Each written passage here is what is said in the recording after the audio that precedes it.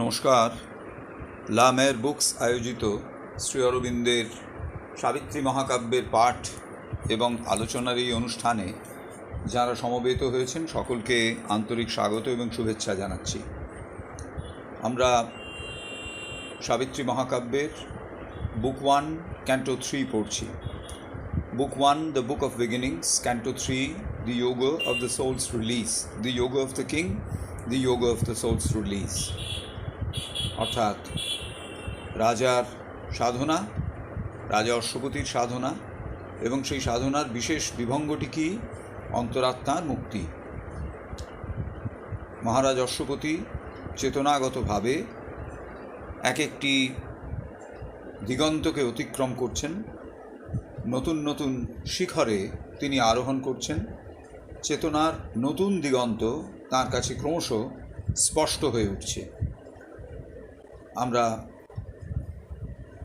Page number 33 এবং continuous line মার্কিংয়ে 403 line থেকে আজ আমাদের পাঠ শুরু হবে। ঠিক এর আগে আমরা পেয়েছি সেই সবথেকে দীর্ঘ বাক্য সাবিত্রীর, যেখানে রাজা অশ্বপতির অনেকগুলি চেতনাগত বৈশিষ্ট্যের, নতুন চেতনাগত বৈশিষ্ট্যের সম্মুখীন হওয়াকে কবি ব্যাখ্যা করেছেন। আজকে আমাদের পাঠ শুরু হচ্ছে পেজ নাম্বার 33 মাঝামাঝি জায়গায়।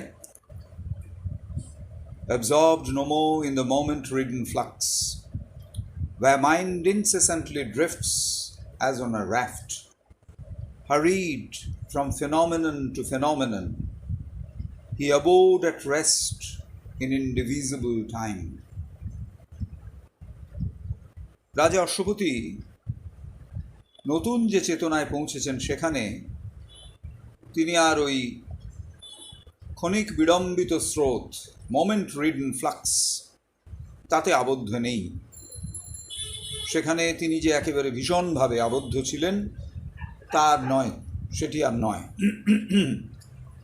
এই যে মোমেন্ট রিডন ফ্লাক্স, এটি হচ্ছে আমাদের যে কাল চেতনার সঙ্গে সাধারণ মানুষ যুক্ত, অ্যাবজর্বড, একেবারে শোষিত। সাধারণ মানুষের চেতনায় যে কাল চেতনা শোষিত হয়ে আছে, আমরা আগেও বলেছি, সেখানে একটা প্রবাহ রয়েছে। যখনই প্রবাহ, তখনই অতীত এবং ভবিষ্যৎ, মাঝখানে বর্তমান, এই রকম একটা বিন্যাস আমরা দেখতে পাই। স্রোতধারা, প্রবাহিত স্রোতধারা, তা যখন আমরা লক্ষ্য করি কোনো একটি জায়গায় দাঁড়িয়ে, তখন দেখি যে স্রোত চলে গেল, স্রোতের সঙ্গে সঙ্গে যে জল চলে গেল, যে জল তখনও আসেনি, আমার চোখের সামনে আসতে অনেক দেরি রয়েছে, এবং জলের যে অংশটি সেই মুহূর্তে আমার চোখের সামনে রয়েছে। স্রোতকে আমরা এই 3 ভাগে ভাগ করতে পারি। সময়ের প্রবাহ, কালের প্রবাহ আমাদের কাছে ঠিক এই রকম একটি স্রোতের মতো, নদীর জলের মতো। যে কাল আমরা অতিক্রম করে এসেছি, সেই অতীত কাল, যে কালের মধ্যে বর্তমানে আমরা রয়েছি, সেই বর্তমান, এবং যে কাল এখনো এসে পৌঁছয়নি, ভবিষ্যৎ। এই যে অতীত, বর্তমান এবং ভবিষ্যতের যে স্রোত, সেই স্রোতের সঙ্গে কাল বা সময়ের চেতনা আমাদের ভেতরে একেবারে দৃঢ় হয়ে বসে রয়েছে। রাজা সেই বন্ধন থেকে মুক্ত, absorbed no more in the moment ridden flux. এই মোমেন্ট রিডন ফ্লাক্সের বৈশিষ্ট্য কি না? where mind incessantly drifts as on a raft, মন যেন ভেসে চলে। কীরকমভাবে? ইনসেসেন্টলি, নিরন্তর, বিরতিহীন ভাবে তার ভেসে চলা। কিসে ভেসে চলছে? নৌকোতে নয়, অন আ রাফট, ভেলার ওপরে। নৌকো এবং ভেলা দুটি স্বতন্ত্র জলযানের কথা কেন বলা হলো না? সাধারণত নৌকোতে যদি কেউ থাকেন তাহলে সেই নৌকোর গতিকে, যে নদী বা সমুদ্রের ওপরে তিনি রয়েছেন সেই নদী বা সমুদ্রের ওপরে নৌকোর গতিকে নিয়ন্ত্রণ করবার একটা ক্ষমতা মানুষের থাকে। অর্থাৎ কোন দিকে আমি যেতে চাইছি সেই দিকে নৌকোর অভিমুখকে ডিরেক্ট করার একটা ব্যাপার মানুষের থাকে যারা নৌকোতে করে যাচ্ছেন। কিন্তু যিনি ভেলায় চড়েছেন, ভেলাটা কি না একটা সামান্য প্ল্যাটফর্ম, সেটি নদী বা সমুদ্রের ওপর ভেসে চলেছে। কিভাবে ভেসে চলেছে না যেদিকে স্রোত সেদিকেই ভেসে চলেছে। তো মন কালপ্রবাহের সঙ্গে যখন যুক্ত তখন তার নিজের কিছু করার নেই। কালপ্রবাহ তাকে যেদিকে ভাসিয়ে নিয়ে চলেছে সেই দিকেই তাকে ভেসে যেতে হয়। মন চেতনার সঙ্গে কালের এইরকমই একটি সম্পর্ক, সময়ের এইরকমই একটি সম্পর্ক। Hurried from phenomenon to phenomenon, ঘটনা থেকে ঘটনান্তরে তার ভেসে চলা, এখানে তার কোনো কন্ট্রোল নেই। হি abode at rest in indivisible time. রাজা যেহেতু অ্যাবজর্বড নো মোর, অর্থাৎ এই কাল চেতনার সঙ্গে রাজার যুক্ত নন, রাজা সেখান থেকে উদ্ধায়ন ঘটেছে তাঁর। সেই জন্যে তিনি he abode at rest in indivisible time. He abode মানে তিনি থাকলেন, বাস করলেন। হি রিমেইনড, কোথায় রইলেন? At rest in indivisible time. আমরা আগে পড়েছি আনডিভাইডেড টাইম। অশ্বপতি দেখতে পাচ্ছেন, কি দেখতে পাচ্ছেন? অতীত, বর্তমান এবং ভবিষ্যৎ আনডিভাইডেড, মানে এর ভেতরে কোনো কম্পার্টমেন্টালাইজেশন নেই। আনডিভাইডেড অর্থাৎ সবটা একসঙ্গে দেখতে পাচ্ছেন। এটি আগে আমরা পড়েছি। এখানে বলা হচ্ছে তাকেও তিনি অতিক্রম করে গেছেন। যে চেতনাগত স্থিতিতে তিনি আছেন সেখানে সময়কে আর এভাবে ভাগ করাও যায় না।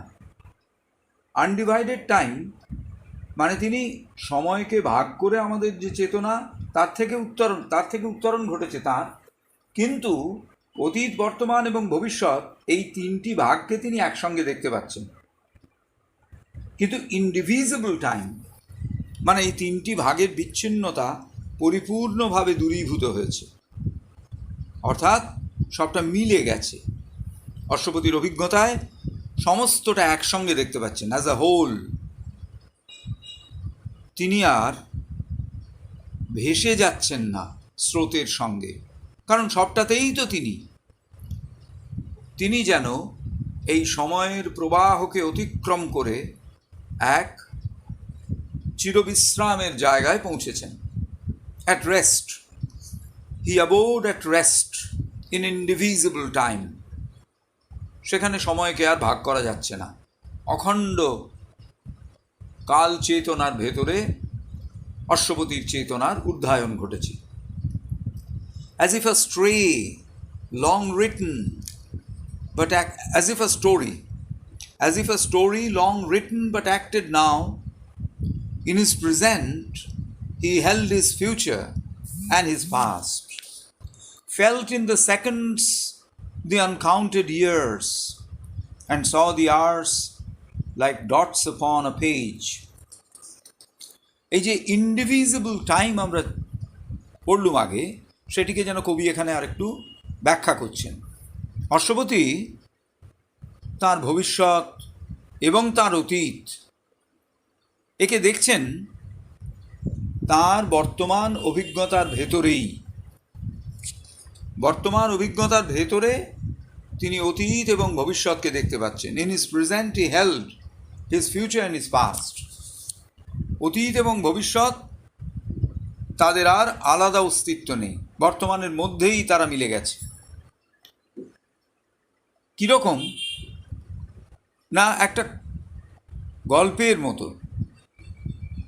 যেটা প্রথম থেকে শেষ পর্যন্ত সবটাই যার জানা হয়ে গেছে, as if a story long written but acted now, অনেক কাল আগে লেখা হয়েছিল, সেইটি এখন অভিনয় করা হচ্ছে।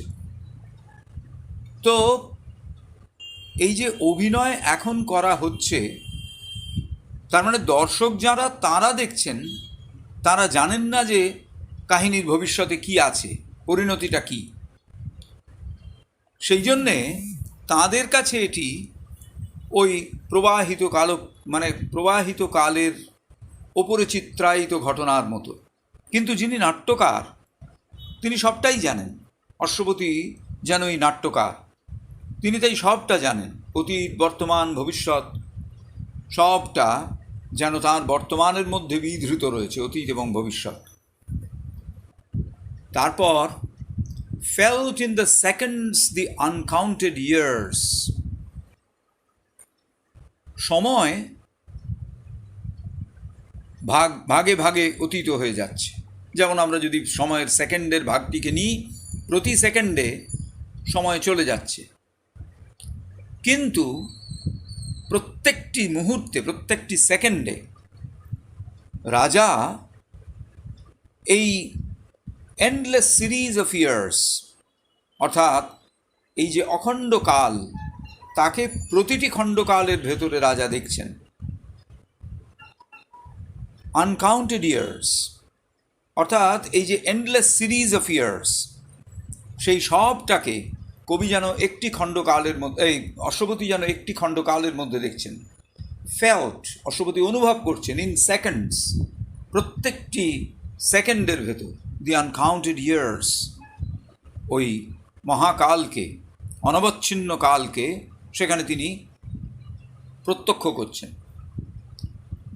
যতই সময় চলে যাচ্ছে, and saw the hours like dots upon a page, hours, সময় যত ঘন্টা চলে যাচ্ছে ক্রমশ, মনে হচ্ছে যেন রাজা চেয়ে রয়েছেন একটি বইয়ের পাতায়, একটি বইয়ের পাতার উপরে রাজা চেয়ে আছেন, যেখানে তিনি দেখছেন একের পর এক বিন্দু আঁকা রয়েছে।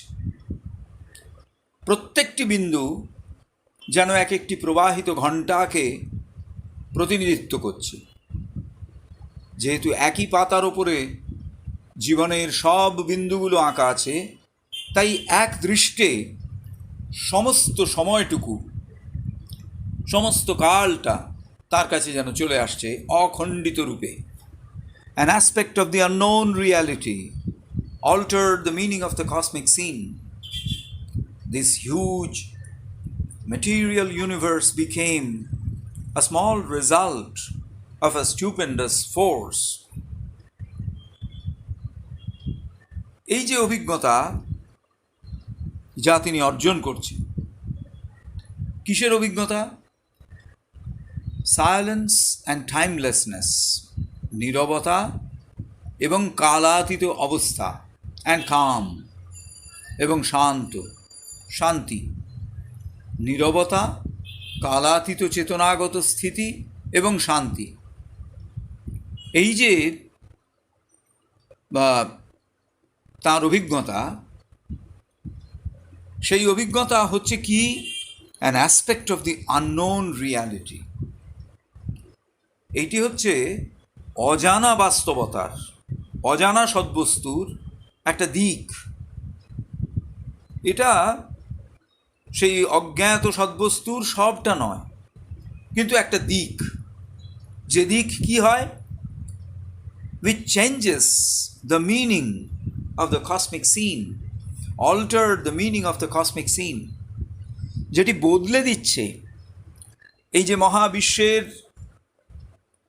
যে সিন, মহাবিশ্বের যে নাট্য দৃশ্য, তাকে যেন বদলে দিচ্ছে। যতক্ষণ পর্যন্ত আমরা মন চেতনার ভেতরে আছি, ততক্ষণ পর্যন্ত আমরা এই কসমিক সিনকে দেখতে পাই, মহাবৈশ্বিক দৃশ্যপট, তাকে আমরা দেখতে পাই। যেভাবে এই মহাপৃথিবী আমাদের সামনে প্রতীয়মান হচ্ছে, সেই নির্দিষ্টভাবে তাকে আমরা বুঝি যখন আমরা মন চেতনায় থাকি। অশ্বপতি অন্য একটি চেতনাগত স্থিতিতে পৌঁছেছেন। তার অভিজ্ঞতাতে এই যে অজ্ঞাত সদ্বস্তুর যে বিশেষ দিকটি তার অভিজ্ঞতাতে উদ্ভাসিত,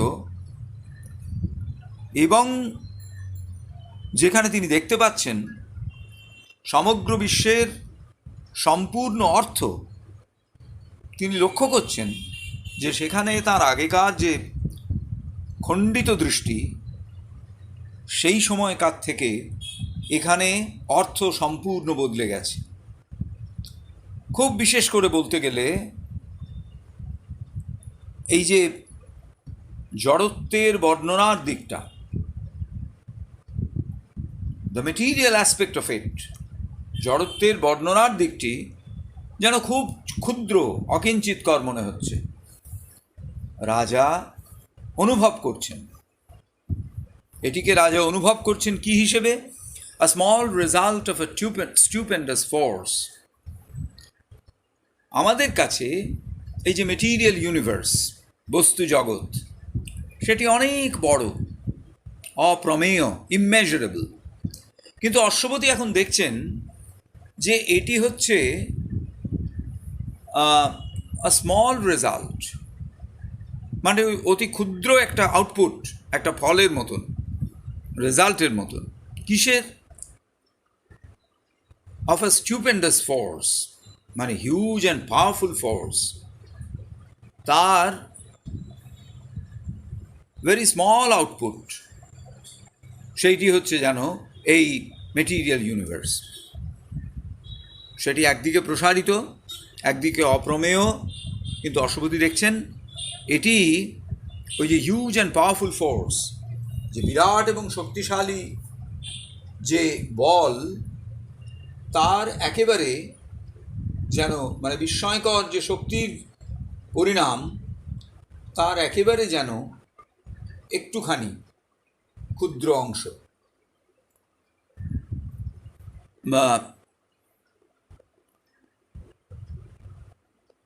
Overtaking the moment, the eternal ray illumined that which never was meant. Overtaking the moment, the eternal ray. Eternal ray. Eternal ray কি না? একটি আলোক রেখা। কোথা থেকে আসছে? চিরস্থায়ী আলোকের ক্ষেত্র থেকে। কি করছে সে? না এই মুহূর্তকে যেন অতিক্রম করে যাচ্ছে। এই আলোক রেখা হচ্ছে উচ্চতম চেতনার থেকে আসা একটি আলোক রেখা, যেটি নেমে আসছে এবং অশ্বপতির ভেতরে জাগিয়ে তুলছে সব রকম সম্ভাবনা, যেটা have never been manifested, that which never yet was met, that which never yet was met. এই যে পার্থিবতা, এটি হচ্ছে কি না খুব অকিঞ্চিতকর একটা ফল। কিসের? of that stupendous force, সেই ভীষণ জোরালো সদর্থক শক্তি। and so much more is possible, এবং আরও অনেক কিছু এর সম্ভাবনার ভেতরে যেন রয়ে গেছে। Overtaking the moment, the eternal ray illumined that which never yet was met, which never yet was met, এখনো যা তৈরি হয়নি। Thought lay down in a mighty voicelessness. The toiling thinker widened and grew still. Wisdom transcendent touched his quivering heart. His soul could sail beyond thought's luminous bar. Mind screened no more the showless infinite. এই যে অভিজ্ঞতা, সেই অভিজ্ঞতার ফল কি হলো না, ওই যে মনের শক্তির মানে দ্য পাওয়ার অফ থট, যেটি একটা বিরাট শক্তিশালী ভয়েসলেসনেস, অনুচ্চারণের মধ্যে পড়েছিল, মাইটি ভয়েসলেসনেস তার ভেতরে পড়েছিল, সেইটি জোরালো হয়ে উঠল এবং সেটি যেন নীরব হয়ে গেল। Thought lay down in a mighty voicelessness. The toiling thinker widened and grew still. Wisdom transcendent touched his quivering heart. তো এখানে বলছেন যে মাইটি ভয়েসলেসনেস, অর্থাৎ সেই জোরালো শক্তি, সেটি যেন নীরব হয়ে গেল। অ্যাক্টিভ মাইন্ড, যাকে বলা হয়েছে টয়লিং থিঙ্কার, সক্রিয় মন, ক্রিয়াশীল মন, সেটি প্রসারিততর হলো এবং তার ভেতরকার এই যে প্রতি মুহূর্তে ছুটে চলা, সেটি বন্ধ হয়ে গেল, সে শান্ত হলো। সে কি করল? ওয়াইডেন্ড অ্যান্ড গ্রু স্টিল, প্রসারিত হলো এবং শান্ত হয়ে গেল।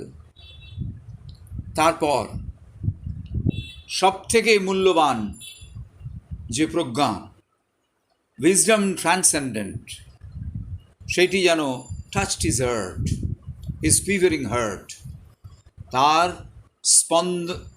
স্পন্দমান হৃদয়কে স্পর্শ করল। The toiling thinker widened and grew still, wisdom transcendent touched his quivering heart. তার ওই যে কম্পিত হৃদয়, সেখানে উইজডম ট্রান্সেন্ডেন্ট মানে বহুদূর থেকে আসা প্রজ্ঞা সেখানে স্পর্শ করেছে তার অন্তরাত্মা। His soul could sail beyond thought's luminous bar. চিন্তার যে একটা উজ্জ্বল সীমারেখা আছে, মেন্টাল প্রসেস, তার একটা উজ্জ্বল সীমারেখা আছে। সেই উজ্জ্বল সীমারেখাতে দেখে অনেকেই অ্যাট্রাক্টেড হয়। তো his soul could sail beyond thought's luminous bar. অন্তরাত্মা যেন তরিবে চলে গেল চিন্তার ওই যে উজ্জ্বল সীমারেখা, তাকে অতিক্রম করে। Mind screened no more, the soul is infinite.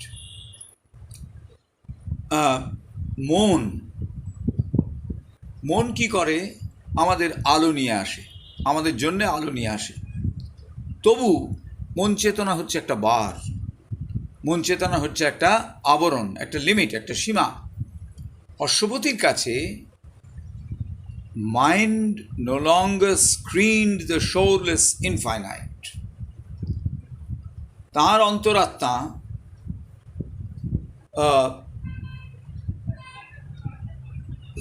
Limiting mind, সীমায়িত মনের থেকে বেরিয়ে একেবারে উন্মুক্ত প্রসার, অবাধ প্রসার সমুদ্রের মধ্যে মিশে যায়। দি আনলিমিটেড ওশন অফ ইনফিনিটি, তার মধ্যে তার মন চেতনা মিশে যায়। Across a void retreating sky he glimpsed, through a last glimmer and drift of vanishing stars, the superconscient realms of motionless peace, where judgment cases and the word is mute. Judgment ceases and the word is mute.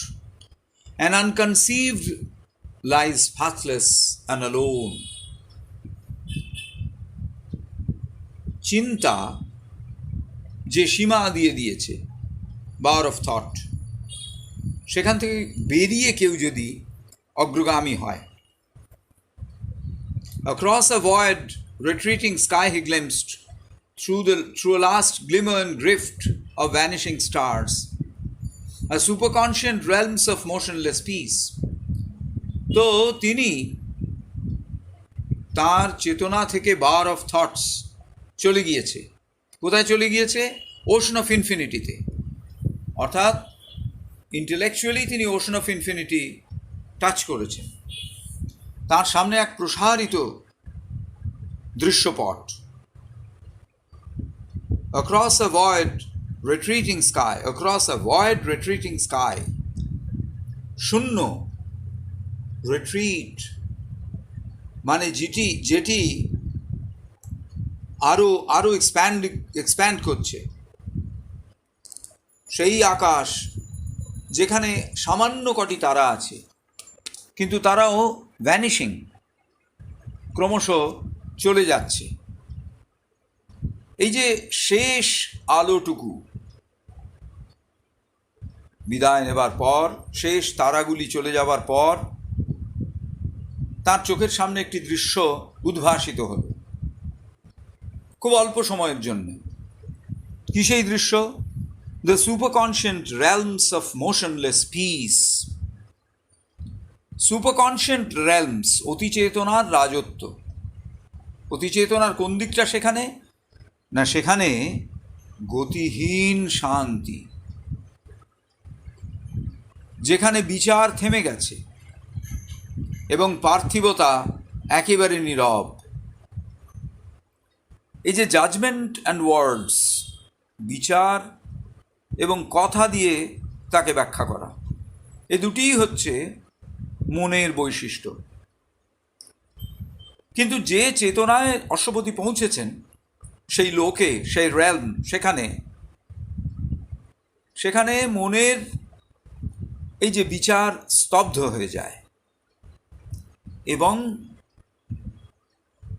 কথা একেবারে বন্ধ হয়ে যায়, নীরবতা নেমে আসে, চিন্তা স্তব্ধ হয়। যেন মনে হয় একেবারেই মোশনলেস পিস, কোনো রকম নড়াচড়া ব্যতিরিক্ত এক শান্তির আবহ। কোনো নড়াচড়া নেই, কোনো শব্দ নেই, শুদ্ধ শান্তি। The unconceived lies pathless and alone. সেখানে the unconceived, মন যা ভেবে উঠতে পারেনি, মনকে যা ধরা দেয়নি বা মন যাকে ধরতে পারেননি,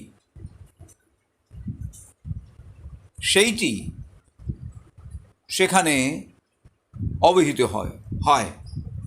কেন না, এটি সমস্ত রকম চিন্তার বাইরে।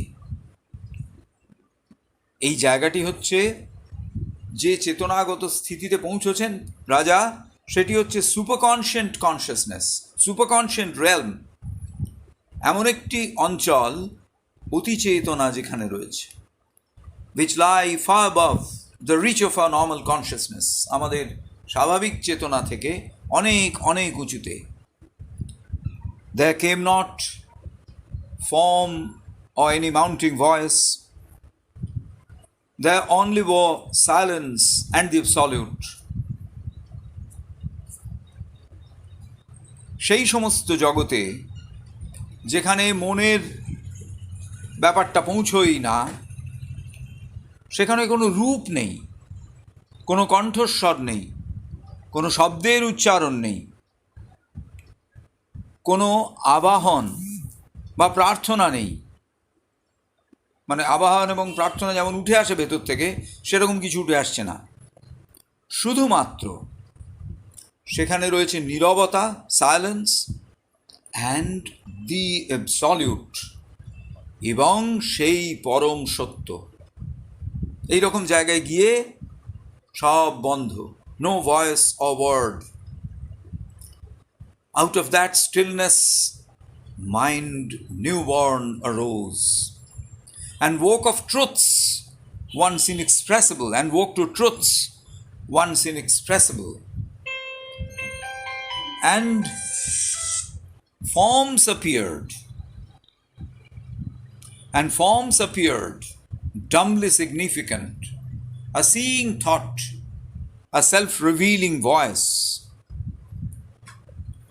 তাহলে সেই নীরবতার মধ্যে থেকে নবজাত মন উঠে এলো, জেগে উঠল এতদিন পর্যন্ত অনির্বচনীয় সেই সব সত্যরা, যে সত্যের এতদিন যে সত্য অনির্বচনীয় ছিল, সত্যের সেই সব বিভঙ্গ উঠে এলো, রূপ জাগলো, অ্যান্ড ফর্মস অ্যাপিয়ার্ড। কীরকম সেই রূপ? ডামলি সিগনিফিক্যান্ট,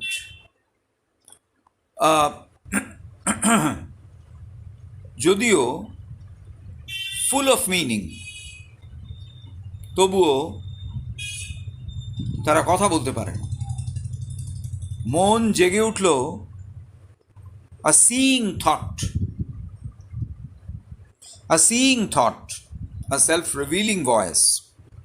Seeing thought মানে চিন্তার ভেতরে একটা দৃষ্টির শক্তি যেন রয়েছে,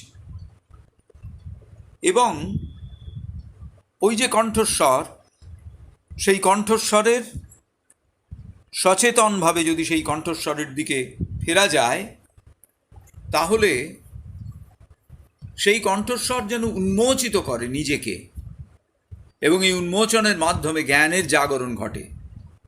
ফলে কি হয়? একটা নতুন মন নীরবতা থেকে জন্ম নিল, নীরবতা থেকে এবং অ্যাবসলিউটনেস থেকে, চূড়ান্ত স্থিতি থেকে জন্ম নিল নতুন মন, যেটি রাজার অভিজ্ঞতায় অ্যান অ্যাসপেক্ট অফ রিয়ালিটি, সত্যের একটি দিক, সদ্বস্তুর একটি দিক। He knew the source from which his spirit came. Movement was married to the immobile vast. He plunged his root into the infinite. He based his life upon eternity. এই অভিজ্ঞতা অর্জন করার পরে রাজা অশ্বপতি সচেতন হলেন তাঁর অন্তরাত্মার ভেতরকার যে শক্তি, সেই শক্তি কোথা থেকে আসছে সে বিষয়ে। নীরবতা এবং অ্যাবসলিউট বা চূড়ান্ত, যিনি নীরবতা এবং যিনি চূড়ান্ত, তার ভেতর থেকে হিজ স্পিরিট হ্যাজ কাম, আন্তঃপ্রেরণা এসেছেন। এই যে মহাপৃথিবী, যাকে চিহ্নিত করা যায় কিভাবে? থ্রু সিজলেস মুভমেন্ট, অর্থাৎ অনবহিত অগ্রগামিতা, অনবহিত চলিষ্ণুতা, সেইটি এই পৃথিবীতে মিলে গেছে। মিলে গেছে কিসের সঙ্গে? না, বিরাট প্রসারিত ইম্মোবাইল সাইলেন্স। ইম্মোবাইল সাইলেন্স মানে একেবারে স্পন্দনহীন নীরবতা। তার সমগ্র চেতনা, তার অস্তিত্বের সমগ্র চেতনা রূপান্তরিত হয়ে গেছে। হিজ রুটস, তার যে মূল, সেটি এত বড় এবং জড়বস্তুর নিশ্চেতনার ভেতরে এত দূর পর্যন্ত তা প্রথিত। তারা কি? দে প্লাঞ্জড ডিপলি ইনটু দি ইনফাইনাইট। তারা যেন ডুব দিলেন অনন্তের ভেতরে,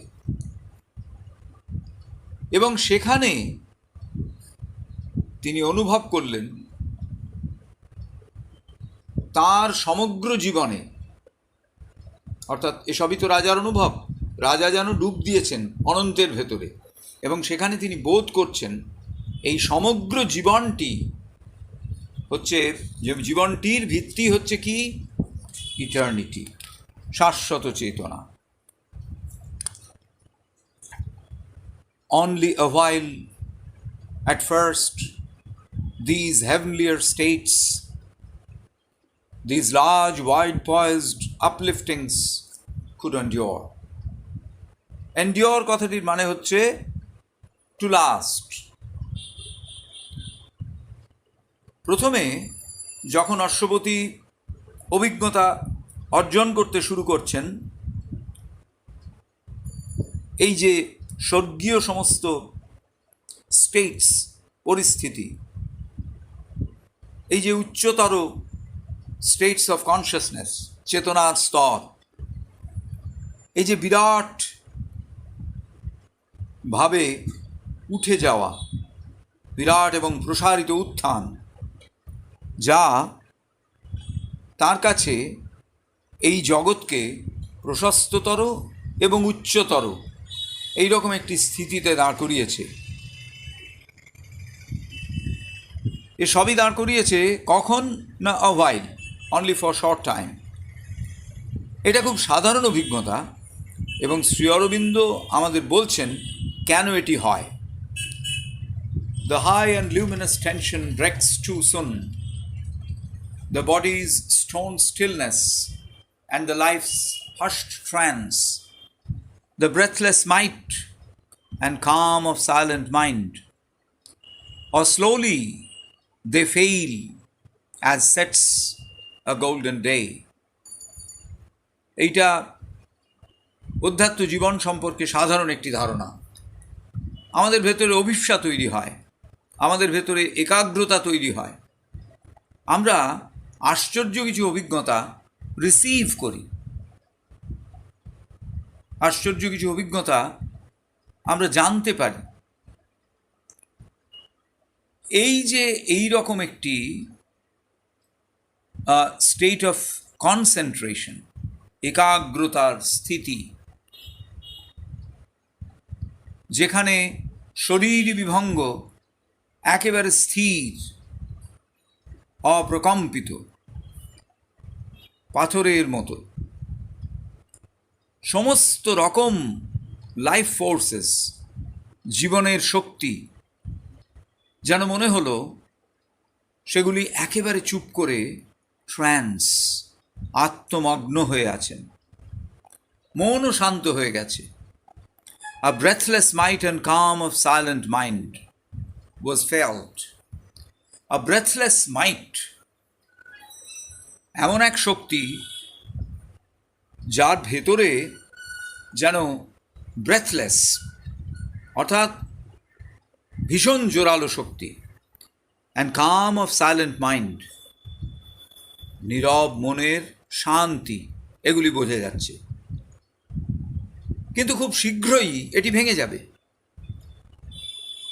হঠাৎই আমরা আবার স্বাভাবিক পরিণতিতে ফিরে এলুম, অথবা এই যে অভিজ্ঞতা যা ধীরে ধীরে ফেড আউট করে যাবে, আমরা ভুলে যাব, যা খুব ধীরে এই ধরনের অভিজ্ঞতা তাদের হবে না। Slowly they fail as sets a golden day. এই যে suddenly they fail as sets a golden day, যেমন একটা উজ্জ্বল দিন ক্রমশ সন্ধ্যা হলে সেটি চলে যায়, ঔজ্জ্বল্য তার চলে যায়, বিউটিফুল সানসেটের মতো ধীরে ধীরে ফেডিং ইনটু টুয়াইলাইট, যা গোধূলিতে পর্যবসিত হয় হঠাৎ, অথবা ধীরে ধীরে অশ্বপতিও would come down to those large, wide-poised upliftings. তো এই যে বিরাট প্রসারিত উদ্ধায়ন, সেইটি যেন বিউটিফুল সানসেটের মতো আস্তে আস্তে ফেড আউট করে যাচ্ছে।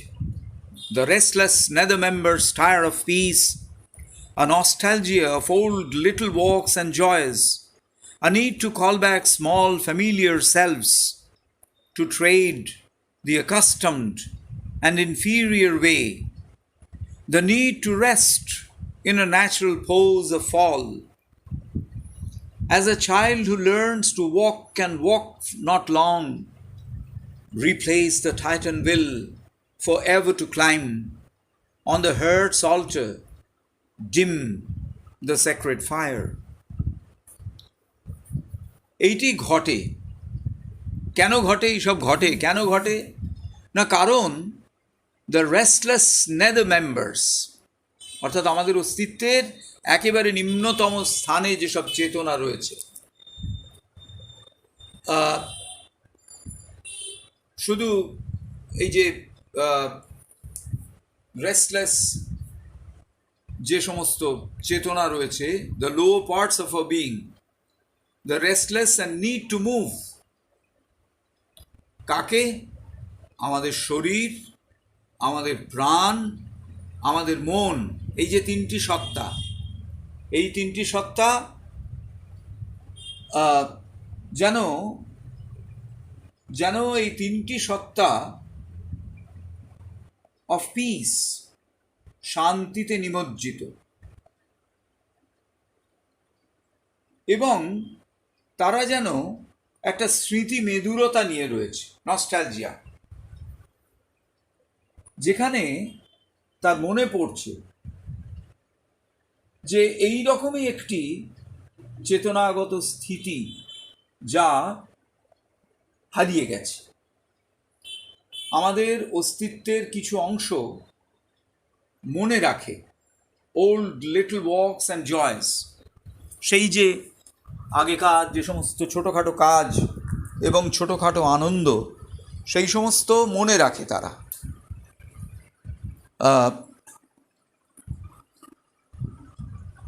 সমস্ত তাদের যে স্বাভাবিক কাজকর্ম, তাদের যে স্বাভাবিক আনন্দ, এবং চায় তারা, আমাদের এই মন প্রাণ দেহ চায় ফিরে যেতে। তাদের ভেতরে একটা স্মৃতি মেদুরতা আছে, সেই জন্য ফিরে যেতে চায়। একটা প্রয়োজনীয়তা, আমাদের এই ক্ষুদ্র স্মল ফ্যামিলিয়ার সেলভস, আমাদের এই ক্ষুদ্র পরিচিত যে সত্তা, তার একটা যেন ফিরে যাওয়ার ডাক এসে পৌঁছেছে। কোথায় না যাবে সেই পথ দিয়ে যে পথে আমরা যেতে অভ্যস্ত, দি অ্যাকাস্টমড ওয়ে। যদিও এটা ইনফিরিয়ার, অর্থাৎ পথ হিসেবে অপকৃষ্ট, এবং এই যে উদ্ধায়ন, হায়ার আপলিফটেড স্টেটস, তাদের মতো অসাধারণ সুন্দর নয়, কিন্তু তবু আমাদের ভেতরে কিছু একটা চায় প্রতি মুহূর্তে তার পুরনো অবস্থায়, তার স্বাভাবিক অবস্থায় ফিরে যেতে। আমরা যেন চাই to rest in a natural pose of fall, স্বাভাবিক পতিত অবস্থা, সেটাই যেন আমরা চাই। যার জন্যে আমরা বিশ্রাম নিই, আমরা যেন শুয়ে থাকি, একেবারে পতিত হয়ে থাকি। এর ভেতর থেকে এই রকম একটা স্বাভাবিক অনুভব আমাদের কাছে আসে। এটি কখন হয়? যখন প্রথম আমরা আমাদের ভেতরে দিব্য অভিজ্ঞতার স্পর্শ পেতে শুরু করেছি। তারা তো বেশিক্ষণ থাকে না। শ্রী অরবিন্দ একে তুলনা করেছেন কীরকম না, ছোট্ট শিশু সে যখন হাঁটতে শেখে, সারাদিন ধরে সে হাঁটে না, সে মাঝে মাঝেই বসে পড়ে, শুয়ে পড়ে, just lets itself fall down flat. এই সমস্ত মুভমেন্টস যা তারা চায়, এই যে তাদের স্মৃতিমেদুরতা, এইটা রিপ্লেস দ্য স্ট্রং উইল, তাদের ভেতরে যে জোরালো ইচ্ছা শক্তি, যে ভীষণ জোরালো অভিপ্সা, যা ক্রমশ উদ্ধায়নের দিকে এগোচ্ছে, সেই যে পবিত্র অগ্নি, আসপৃহার পবিত্র অগ্নি যা জ্বলেছে, হৃদয়ের যে বেদী সেইখানে যা জ্বলেছে, সেটি যেন একটু ডিমড হয়ে আসে, তার ঔজ্জ্বল্য যেন কমে আসে। সেরকম উজ্জ্বল এবং জোরালোভাবে সেটি যেন আর জ্বলে না। An old pull of subconscious chords renews. It draws the unwilling spirit from the heights, or dull gravitation drags us down to the blind, driven inertia of our base. আমাদের সাধারণত যখন আমরা এরকম একটা মগ্ন চৈতন্যের ভেতরে থাকি, সাবকনশিয়াস মুভমেন্ট, সেখানে যখন থাকি তখন একটা যেন নিচের দিকে টান কাজ করে, আমাদের নামিয়ে আনে। আমরা এত জোরালোভাবে এই মগ্ন চৈতন্যের সঙ্গে যুক্ত রয়েছি, বাঁধা পড়ে রয়েছি, যেন যেন দড়ির এক একটা দড়ি দিয়ে আমাদের বেঁধে রাখা হয়েছে, এবং সেই দড়ি ধরে যেন নামিয়ে আনা হচ্ছে আমাদের উচ্চতর চেতনাগত স্থিতি থেকে। আমাদের ভেতরকার যে অন্তরাত্মা, তিনি চান ঊর্ধ্বায়িত অবস্থাতে থাকতে, কিন্তু এই সাবকনশিয়াসের যে টান, দি আনউইলিং স্পিরিট, তাকে যেন ওখান থেকে নামিয়ে আনেন, যে ঊর্ধ্বতর চেতনা অনুভব করছিলেন সেখান থেকে নামিয়ে আনেন। যেমন এই পৃথিবীতে একটা পুল অফ গ্র্যাভিটি কাজ করে, তা সব কিছুকে নামিয়ে আনে নিচের দিকে, আমাদের ভেতরে ভার এর বোধটা তৈরি করে, এবং যা আমাদের একেবারে নির্ভার অবস্থায় আকাশের দিকে উড়ে যেতে বাধা দেয়, সেই যে dull gravitation, the pull of earth, সেটি আমাদের যেমন নিচের দিকে নামিয়ে নিয়ে আসে। কোথায়? To the blind driven inertia of a base. আমাদের বেজ ভিত্তি কি না? একটা জড়ত্ব, এবং জড়ত্বের চারিত্র কি? জড়ত্বের চারিত্র হচ্ছে ইনার্শিয়া, জড়তা। তো এই দিকে যেন কনস্ট্যান্টলি আমরা একটা টান অনুভব করি, যতই আমাদের চেতনা উদ্ধায়িত হোক না কেন। রাজা দেখছেন যে এই রাজার অভিজ্ঞতায় এই নিচের দিকে টান, এইটা জোরালো হয়ে উঠেছে।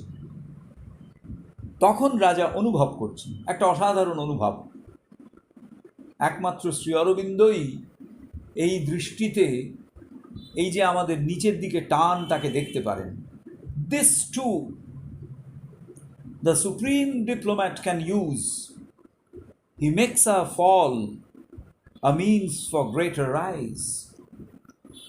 এই যে আমাদের নেমে আসা, উচ্চতর চেতনা থেকে পড়ে যাওয়া নিচে, কনস্ট্যান্ট একটা পুল টুয়ার্ডস গ্রসনেস, টুয়ার্ডস ম্যাটার, এই যে ক্রমশ নেমে আসা, এমনকি একেও দ্য সুপ্রিম ডিপ্লোম্যাট, মানে যিনি আমাদের অধীশ্বর ভগবান, তিনি একেও ব্যবহার করেন।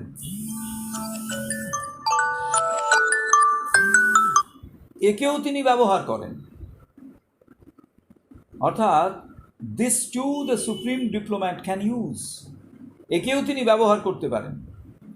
এটা খুব স্বাভাবিক যে প্রথমে আমরা কখনোই ওই উচ্চতর বা উচ্চতম চেতনাতে, আমাদের অভিজ্ঞতার উচ্চতম চেতনাতে নিরন্তর থাকতে পারি না।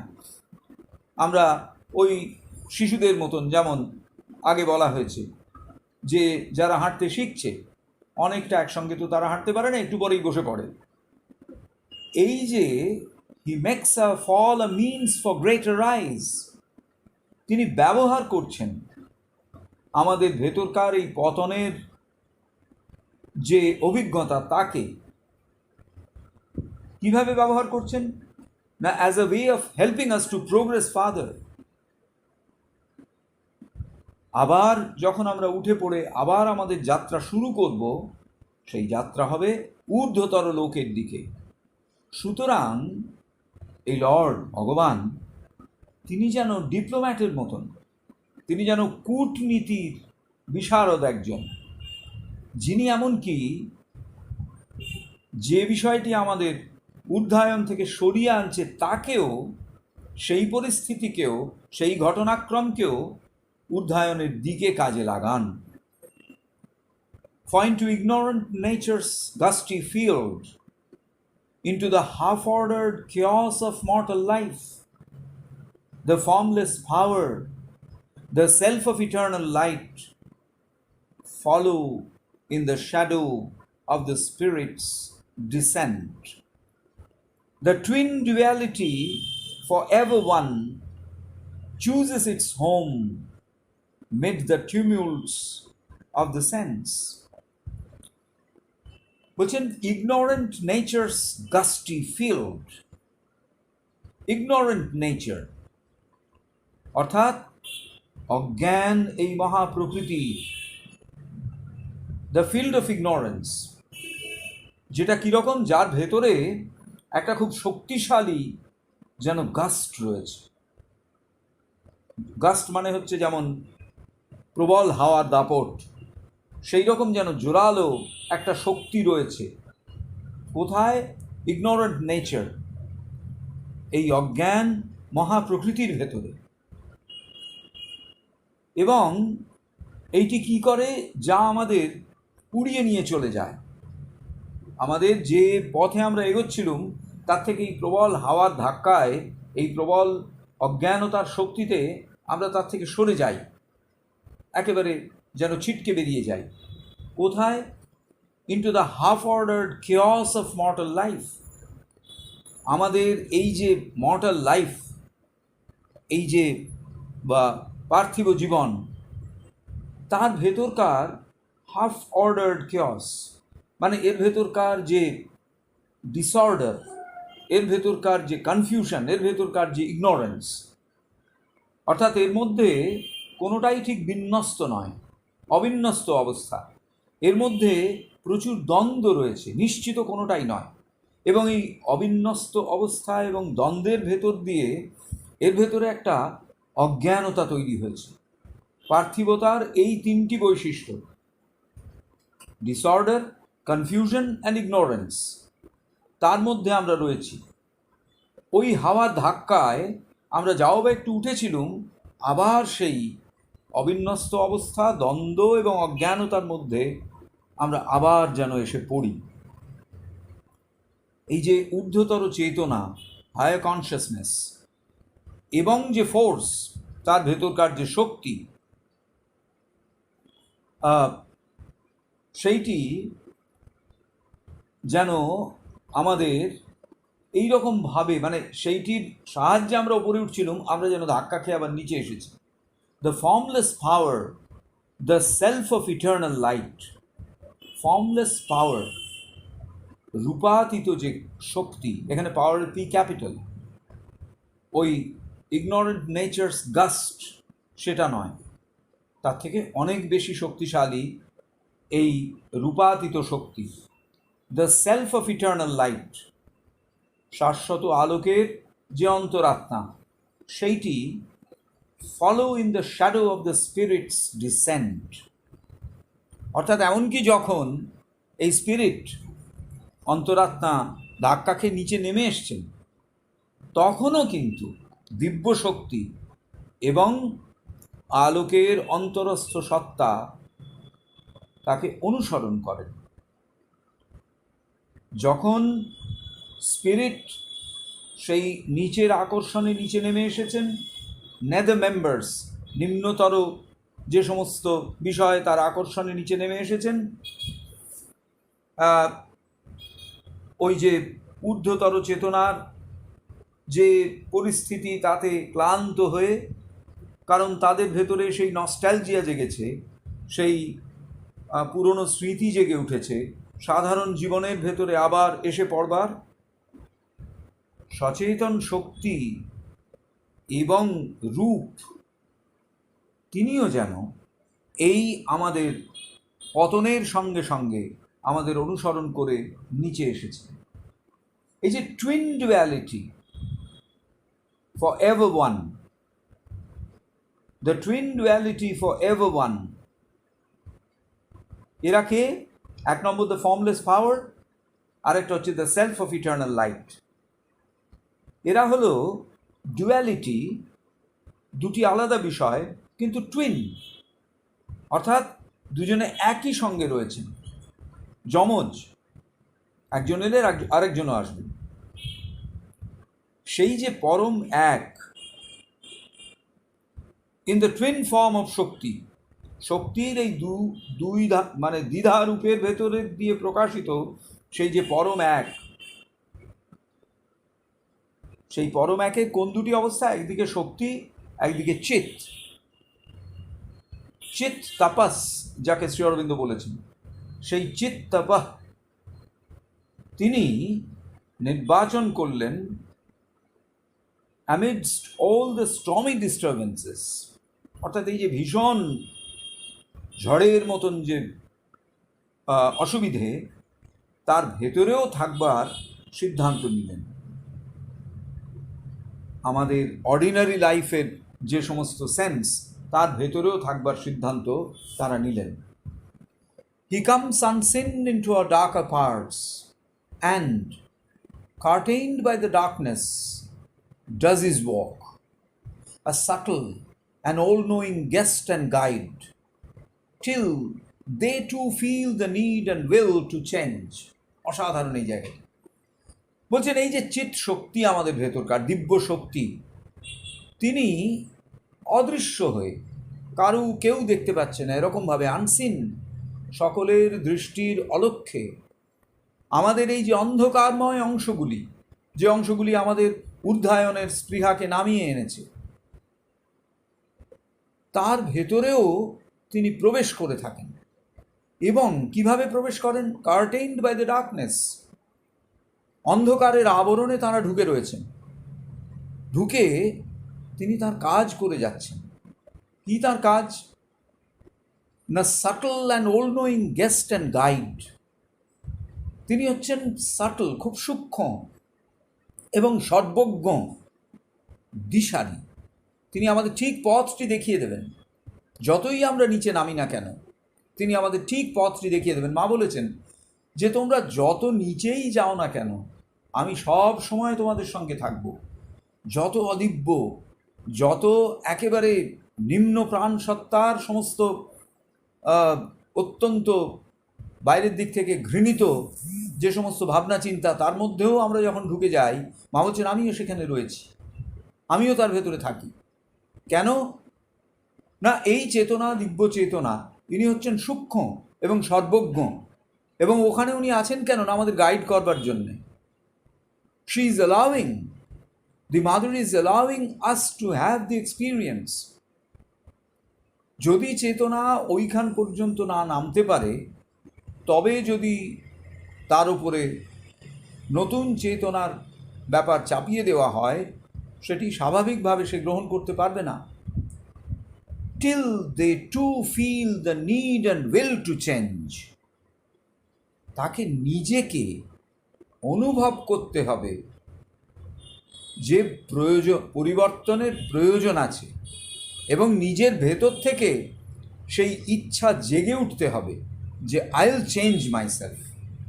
যতক্ষণ না সেটি জাগবে, ততক্ষণ পর্যন্ত ভগবান অ্যালাউ করবেন আমাদের ফল from the higher consciousness to the lower of the lowest parts of our existence.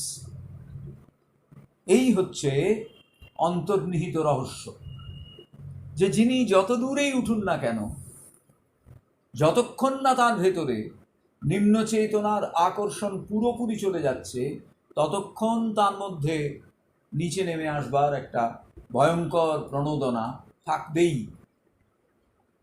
মনে রাখতে হবে, এই নিম্নাবতরণের সময়ে আমাদের চেতনার সঙ্গে সঙ্গে দিব্য চেতনাও নামছেন। তিনি অপেক্ষা করছেন কখন আমরা স্বতঃপ্রণোদিতভাবে সেই সিদ্ধান্ত নেব যে এখান থেকে রূপান্তরের। All here must learn to obey a higher law. Our body's cells must hold the immortal's flame. অসাধারণ এই দুটি লাইন, মন্ত্রের মতন। All here, যা কিছু এখানে আছে, আমাদের প্রত্যেকটি অংশ ধীরে ধীরে তারা শিখবে উচ্চতর চেতনার নিয়মগুলো মেনে চলতে। যতক্ষণ না তারা ভেতর থেকে স্বাভাবিকভাবে উচ্চতর চেতনার নিয়ম মেনে চলবার প্রেরণা পাচ্ছে, ততক্ষণ অবধি শুধু নিয়ম চাপিয়ে দিয়ে তাদের রূপান্তর অসম্ভব। আমাদের শরীরের প্রত্যেকটি কোষ, our body's cells must hold the immortal's flame. অমরত্বের শিখাকে প্রত্যেকটি কোষ ধারণ করবে। যতক্ষণ না তারা স্বতঃপ্রণোদিতভাবে অমরত্বের শিখাকে তাদের ভেতরে ধারণ করতে পারছে। এই যে ইমর্টালস ফ্লেম কোথায় কে ধারণ করবে? our body's cells. our body's cells, এইটির ভেতরে কিন্তু মরত্ব রয়েছে। যখনই আমরা আমাদের দেহকোষের কথা ভাবি, আমরা তার একটা সীমায়িত অস্তিত্বের কথা ভাবি, একটা সীমার ভেতরে, চেতনাগত সীমার মধ্যে, কালগত সীমার মধ্যে তাকে আমরা, তার কথা আমরা ভাবি। সেই কালগত সীমার ভেতরে অমরত্বের শিখা জ্বলে উঠবে। যতক্ষণ না তার ভেতরকার এই তথাকথিত কালগত সীমা চলে যাচ্ছে, ততক্ষণ পর্যন্ত অমরত্বের শিখা তার ভেতরে জ্বলবে না। কিন্তু এক সময় না এক সময় আমাদের এই মানুষী শরীরের প্রত্যেকটি অংশ হায়ার ল, উচ্চতর চেতনার যে নিয়ম সেগুলি মেনে চলবে এবং আমাদের শরীরের প্রতিটি কোষ অমরত্বকে ধারণ করবে। তো তাহলে এখানেই আমরা আজকের আলোচনা শেষ করছি। নমস্কার, ধন্যবাদ।